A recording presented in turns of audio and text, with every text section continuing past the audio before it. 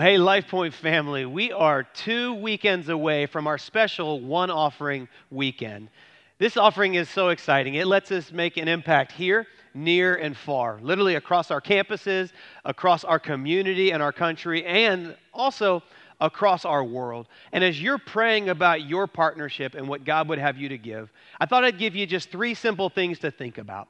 And it has to do with our head, our hands, and our heart.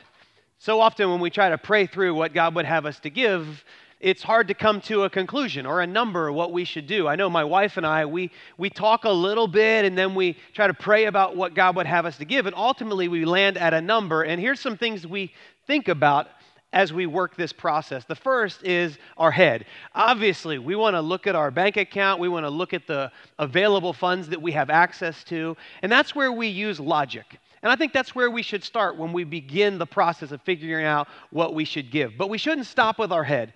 It then goes to our hands. You know, our hands indicate what we're capable of.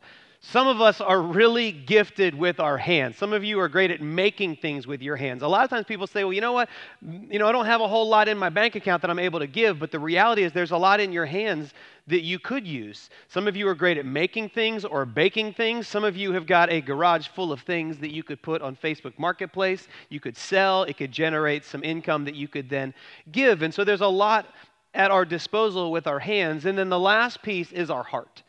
And our heart is where we take a moment and say, God, what's in my heart? What is your heart for this offering? What is your heart for me?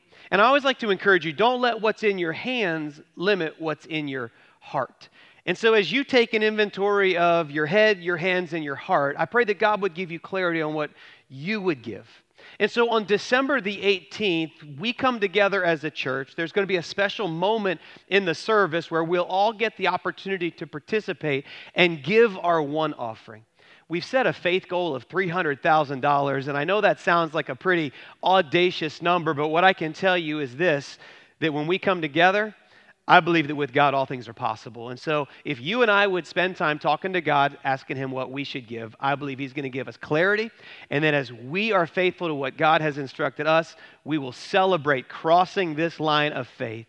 And so would you partner with me? Would you say, God, stretch my faith, do the miraculous in my life, my church, and my world, and to God be the glory. So let's be in prayer together. Let's be prepared on the 18th to give generously. I love you guys, and I'm grateful for you.